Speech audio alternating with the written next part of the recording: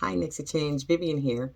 There are many types of intelligences, but what I want to talk about is one intelligence that's very important for us to live good lives with healthy relationships and being able to navigate with clarity and understanding about ourselves and the world.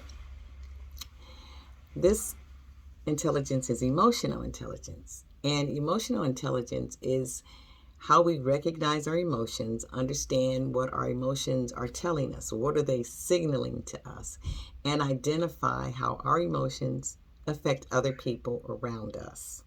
So, for example, when we behave in certain ways or we react with our out of our emotions, you know, what is that perception to other people? How are they feeling about the way that we're behaving? That is a good indicator of whether our emotions, our reaction to our emotions are appropriate or maladaptive. Also, what is driving the emotion? You know, what is causing us to feel that certain emotion? And then, of course, to be able to identify that emotion. So when you're around people, sometimes things may appear to be unprovoked, but you start feeling this emotion. And people with high emotional intelligence will identify that emotion and try to figure out or pinpoint what's driving that emotion. So people with high emotional intelligence, they move better in the world because of their self-awareness and their awareness of themselves and how their emotions impact others. They also, generally speaking, make other people feel good because people with high emotional intelligence, they have a knack for knowing, how other people feel, what other people need, or what other people in their environment may be desiring. So they have that intuitive value, or they may not just have it, but you can always hone those types of skills. But usually, if you think about somebody that you feel good when you're around them, it's usually because they have high emotional intelligence. So what are some of the characteristics of a person with high emotional intelligence? So one is self-awareness. They are aware of their emotions. Again, as I just mentioned, they understand them. They're able to identify them. They are honest with themselves about their emotions. And because they have that hold on their emotions, because they have that knowledge about themselves, it can cause them to increase in their confidence. So those people that you will see, they're confident. Another characteristic is that they're able to regulate themselves. So they have good self management skills. So these people are people that are not impulsive. They don't just, they don't fly off of the handle. They don't react. There are people that respond.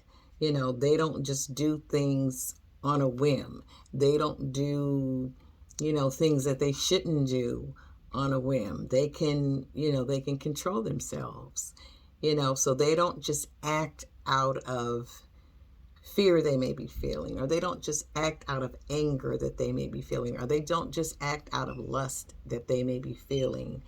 They don't, all those other things, jealousy, pride, all those other emotions that come up and stir inside of them, they are able to regulate themselves. It doesn't mean that those emotions don't come up. It's just that when they come up, they have an awareness of self and they're able to regulate those emotions. Also, people with emotional intelligence, they have motivation. They're motivated to do things. And usually, people with high emotional intelligence, they're usually productive. And then also, their high emotional intelligence causes them to be successful, because those are the types of people that people want on their team. Those are the types of people that people want to help. Those are the types of people that people want to network with. Those are the types of people that people want to be around, because remember, people with high emotional intelligence, they make others around them feel good. They make them feel comfortable. They make them feel valued, and people like to feel that way. Another characteristic of high emotional intelligence is empathy. People with high emotional intelligence, they are empathetic to others. They are able to, again, determine or decipher the needs of others, the wants of others, and, by that means, usually they are able to, accommodate them in certain ways. It doesn't, have to be that they're, meeting their every need, but they're able to be there even if just to hold space for them. But it takes a person with high emotional intelligence to be authentically empathetic. So that is an excellent quality. Also, a characteristic is social skills. A person has good social skills. So they know how to meet people, and they know how to build relationships, not abuse other people, not manipulate other people, not outsmart other people, not control other people, but they know how to build healthy relationships. They know how to build others up, not tear other people down. And again, that comes from them having their own self-awareness, being secure in themselves, being able to regulate their emotions, being motivated, and of course, having empathy for others. So social skills, that is a great characteristic of a person with high emotional intelligence. And you can see those people a mile away. They seem authentic. They don't seem braggadocious. They don't seem self-important. They seem open. They seem honest, and they always seem like they have something to offer to other people. So, they have good social skills. Now, you can always improve your emotional intelligence, and as you grow and as you unfold, in the world, and as you become, who you will become, right? That emotional intelligence is likely growing. If you're a person that's growing, your emotional intelligence is growing. But to really, improve your emotional intelligence, well, first of all, you have to observe how you react to people. How do you react to people? When you meet people, how do you react to them? When people may not behave the way you want them to, how do you react to them? How do you respond? When you don't get what you want, how do you respond to people? And, how do you react to them? How do you treat them?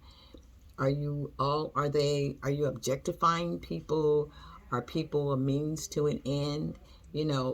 Look at that and see how you are responding to people, and be honest with yourself. You have to really be honest and transparent with yourself in order to improve your emotional intelligence. Okay, the second one that I have is humility. Are you an attention seeker? Look at yourself in your environment. How do you move around in your work environment? How do you move around in your family environment? How do you move around in your friendship circles? Are you a person of humility? Are you a person that's always seeking attention and have to be the center of attention and always have to be, the person with the biggest this or the best that? You're always showing off your material things that you have. That's not emotional intelligence. That's immaturity. So that's another thing that you can do is practice humility. You know, it doesn't mean that you're shy. It doesn't mean that you're not proud of your accomplishments. It just means that you've put everything into perspective. So practice healthy humility, not false humility, and that will help improve your emotional intelligence. Also, self-evaluate. You know, look at yourself honestly and determine what are your strengths and what are your weaknesses. And whatever your weaknesses are, you can build, up on those. And whatever your strengths are, you can build those up even more. So it's being honest with yourself. Also, how do you react to stressful situations? That's a very good indicator of your emotional intelligence. Sometimes there's some very stressful situations that could come up. So there's some very confrontational situations that could come up. How do you react to those? That's a great measure of your emotional intelligence. Another way to improve your emotional intelligence is to take responsibility for yourself. If you make a mistake, apologize. If you've done something wrong, apologize. Some people go through life, they never apologize. They demand apologies from other people, but they won't apologize for the things that they do. So that just goes to show that, there's not self-reflecting. That's not high emotional intelligence. So, take a look at yourself and see how you respond. We must take responsibility for the things that we may do. And that's just, it doesn't make a person a bad person for making a mistake, but it does show an indicator of your growth in your emotional intelligence if you're able to accept responsibility and apologize. And also, examine how your emotions affect other people. That's another way to improve your emotional intelligence. So even before you take action, even before you react and respond, how is this going to affect other people? Is it going to affect them in a positive way, a negative way? Is it going to be hurtful? Is it going to be appropriate? Is it going to be needed?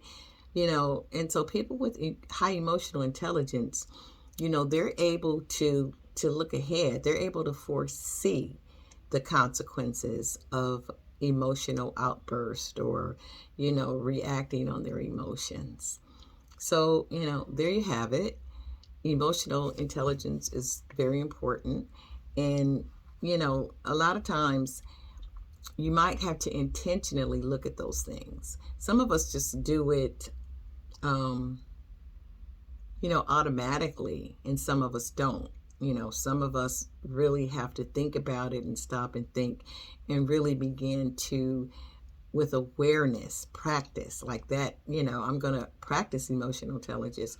You can look at your emotional intelligence before you even get into a situation and begin to look at things that you may want to change. So Vivian here from Next to Change.